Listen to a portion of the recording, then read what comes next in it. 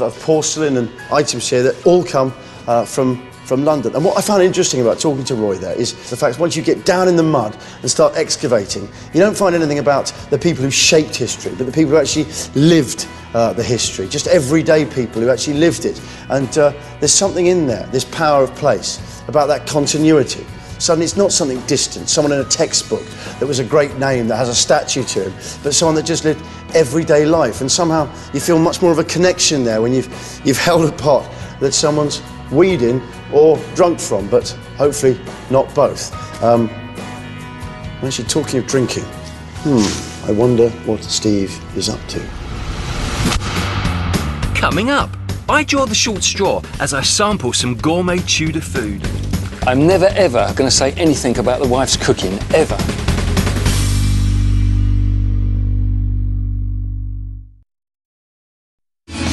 After a tough day of eyes-only mudlarking down at Greenwich, myself and mud god Steve Brooker uncovered one of his favourite artefacts and one of my favourite pastimes. It was the booze pot of the day. Jeff Egan, the bearded lord of the foreshore, has sent us on a quest to discover more about his ceramic look-alike. Whilst I went to investigate the Bellarmine pot itself, Steve wants to find out what went in them. Beer! Yay! So, imagine I've scoured the whole of London for a Tudor tavern. But of course they all burnt down in 1666 in the Great Fire of London. So where else could I come to find out about medieval beer? Best place? Barnet Catering College.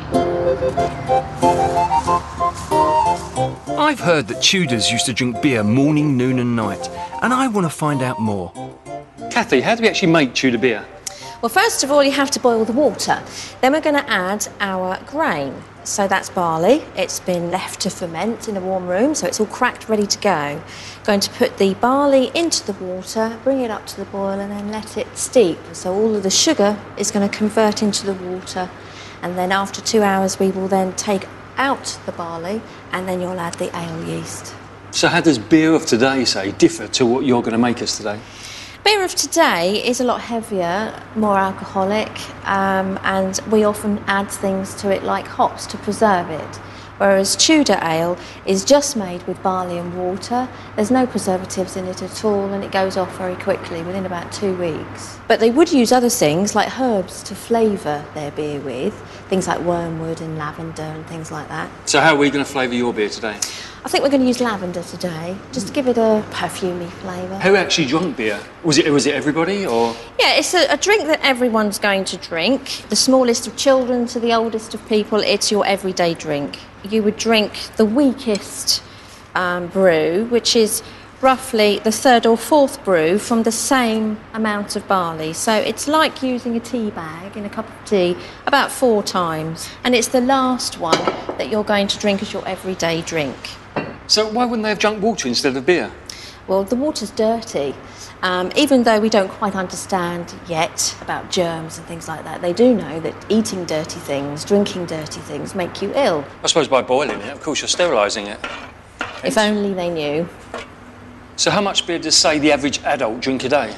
It's reckoned to be about a gallon. About a gallon a day. Were the Tudors drunk all the time? No, definitely not, no. The last brew is roughly 1 to 2% if you're lucky, alcohol content, so it's not much at all. The first brew, depending on how much barley you use, you can get it up to about 4 to 5%, so that obviously is going to make you drunk, which is why you're drinking it in the evening. So in the average household, say, who would have made the beer? Would it have been the mother? In the medieval period, we're looking at women. It's a woman's job. Further along we get in history, it seems that once we realise we can put hops into ale and make it last a long time in caskets, it's preserved, therefore you can commercially brew it and sell it at a profit. The only problem with that is women are not allowed to keep property or profit, so therefore it's legislated against. And women no longer are allowed to be the brewsters. It turns into a male-dominated area, and we're now brewers.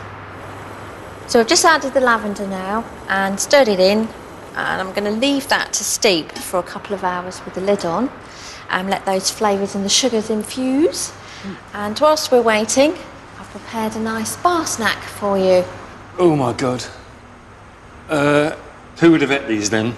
Well, this is, I mean, we think of oysters today, don't we, as posh food, but in the Tudor period they thought of it quite often as a poor person's food. I suppose you want me to actually swallow one of these. Down the hatch.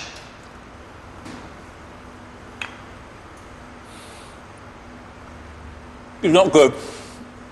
Oysters may have been the poor man's bar snack, but a rich Tudor's menu was like a medieval Atkins diet, heavy in protein and high in calories. What the hell is that? It's sugar, so it's refined and preserved and made ready in the country where it comes from. So in the 1540s, the Portuguese, but again that's very expensive that you hold in your hands there. And throughout Henry's reign it does become very... But again, that's very expensive that you hold in your hands there. And throughout Henry's reign, it does become very, very expensive, and at one point almost the same price as gold ounce for ounce. Tudors used their precious sugar to make jams and preserves from fruit, which they believed made them ill. And sugar was a status symbol. The richer you were, the more you ate, with obvious consequences for their teeth. The higher up you are in the Tudor scale, your teeth are quite bad. Elizabethans were reckoned to have black teeth. And again, it became a status symbol for you to have black teeth. Nice. Because it showed that you could afford sugar to make these things with, and you ate a lot of sugar, which made your teeth black. And so poorer people would emulate that by making their teeth black from soot from the fire. With so much food around, I'm getting a little peckish. So Kathy's agreed to make me something called lamb with pertinences. Sounds all right. So if you'd like to take off the top of the lid, and you will see what we're going to boil today. This is a history show, it's not The Godfather. So this is our meat, and that will flavour our broth very nicely. It might not look like that now, but it will taste lovely. And this is our head, which we're going to put in. Eyes and brains and things still in there. Along with the sheep's head, Kathy will be boiling its heart, liver, kidneys and windpipe, which she'll flavour with dried fruits and spices to create a hearty broth. OK, so I'm going to go and get this started.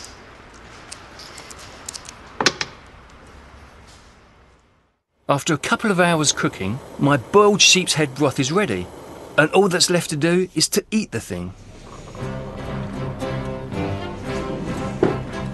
Right, I'm in the Barnet College canteen, and I've just cleared the place due to the fact that this beast here is kicking up. It stinks. Now, of course, what I'm going to do now is attempt to eat this. It looks really appetising, I must admit, and also I have my medieval beer to wash it down with. Now, first of all, I've actually just been told the actual way to use my serviette is not to stick it down the front of my top, but to put it over my left shoulder. So I am now ready for action. I'm never, ever going to say anything about the wife's cooking, ever.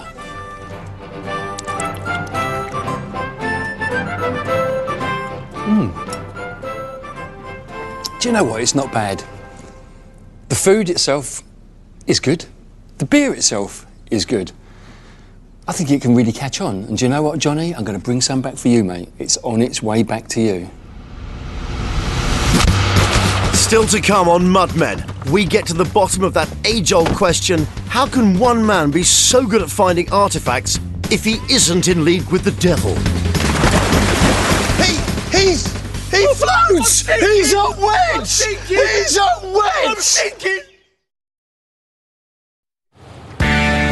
Steve Brooker and I are mudmen.